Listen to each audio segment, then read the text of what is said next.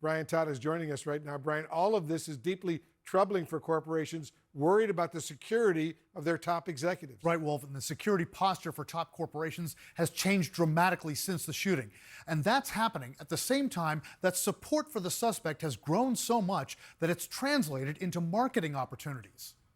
A banner hangs on a Baltimore overpass reading "Deny, Defend, Depose." Those words, which police found on shell casings near where United Healthcare CEO Brian Thompson was gunned down, are now appearing on merchandise for sale online. The phrase could be linked to a 2010 book critical of the healthcare industry titled Delay, Deny, Defend, which has risen to #2 on Amazon's nonfiction bestsellers list. It's just shocking to me that we have seen this level of public outpouring of support for what is essentially a cold-blooded public execution. Amazon has been trying to pull that merchandise from its website for violating company rules, a source tells CNN. But items with that phrase remain on sale on eBay, which tells CNN the phrase itself doesn't violate the company's rules, but items that glorify or incite violence do. Tonight, this is all part of a growing backlash against corporate America and specifically the healthcare industry in the wake of the shooting. For many, many years, people have become increasingly frustrated with private insurance.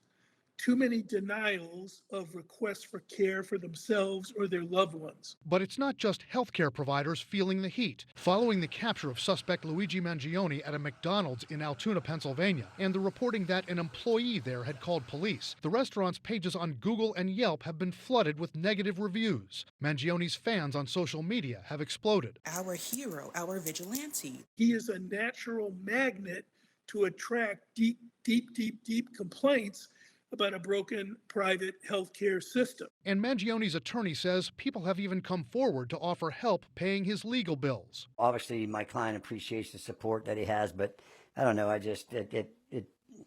I'd have to look in, but it just doesn't sit right with me, really. Outside the New York Stock Exchange, posters were put up praising Thompson's murder with a red X across his picture. Other posters singled out another executive. The NYPD, in an intelligence report, says it believes Thompson's murder was a, quote, symbolic takedown and could inspire others to commit violence against business leaders. The threats that are facing corporate leaders today are significant because they are the face of the organization. United Healthcare now has security fencing around its headquarters.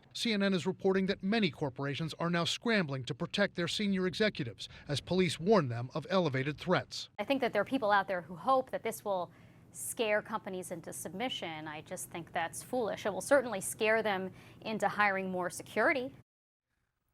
One prominent corporate security firm told CNN that within the first 36 hours of the shooting of Brian Thompson, they received 70 requests from companies for added security for executives. A top official of that security firm telling us it is a huge wake-up call, that the mood changed dramatically in a very short period of time. Very worrisome indeed, Brian Todd. Thanks for that report. Let's discuss what's going on with Kevin O'Leary. He's an investor on the television show Shark Tank and the chairman of O'Leary Ventures. Kevin, thanks so much for joining us. You said this outrage towards health insurance companies should be a major wake-up call for them. But if their incentives are to grow their profits, sometimes at the expense of people's health, do you trust them to meaningfully reform? I think they have to. I mean, this is quite a backlash. This is the power of social media. Corporations saw this first in the Anheuser-Busch Bud Light case, where they lost $6 billion worth of market cap in 6 weeks. They'd never seen that before. This is occurring because people are frustrated with the appeal process in all health insurance. And so what the executives have to do at United Health, and frankly the whole industry, is appeal to reality and say, look, it's on us now. We understand you're unhappy. I mean, this murder, this assassination is horrific. There's nothing good to be said about that, and there's lots of problems with it. But at the end of the day, what it's leading to is the frustration of the users of healthcare. And everybody's affected by healthcare. They should be coming out now saying, look, we get it. We have families too. We're people. We have children. We care about what you think about. And we're going to automate this process and make it better, or do whatever they have to. That when you appeal a case, it's not a delay situation. And if you have a valid claim, you get paid out. That's what insurance is supposed to do. But putting a fence around headquarters, hiring more security guards, that's all bad imagery, Wolf. It's all bad, and it's not the right answer.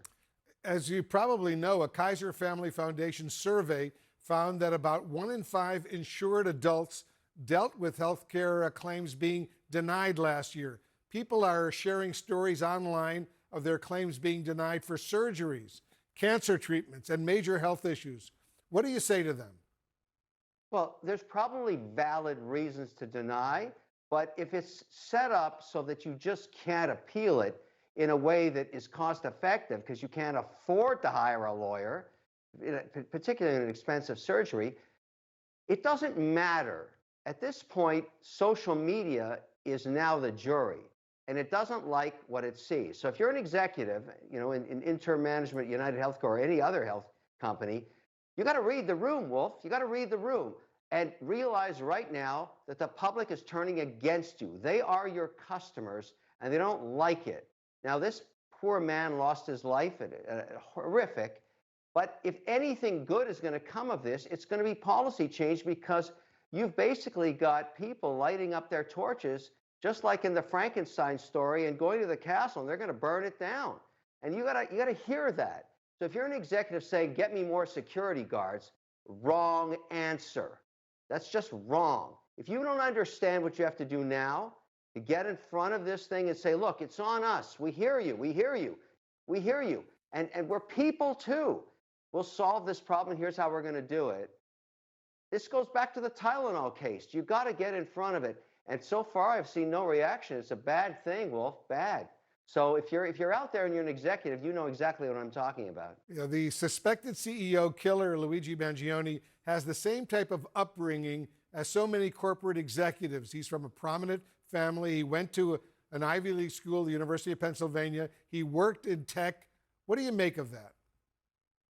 Mental illness at play. It has to be. No one person 3D prints with a polymer tactical weapon. And by the way, that story in itself is very disturbing. I mean, that to actually use a weapon like this, 3D printed, if that's the case, and use it effectively while you're walking, those that shoot pistols competitively know how hard that is to do, with a silencer on, which makes it even less effective. I mean, this is a stunning story in itself. But if he's not insane now, he will be after he spends the first 6 years in solitary confinement. It's a horrifically bad story for his family. This poor man, and I think law enforcement has found their perp, as they like to say, is in for a horrific ride. It's just, this populism around him is not right, first of all, but it's what we pay. There's this concept of lunatic fringe. If you want to have freedom of speech on social media, you got to deal with this kind of stuff, which is 2.5%, 3% of people doing this, but it's wrong. But for this poor man, there's no question in my mind, there's a mental illness here. He was estranged from his family for months, and then he does this. This makes no sense, but I don't know what to say. I feel compassion for his family, but I don't endorse what he did. This is just wrong.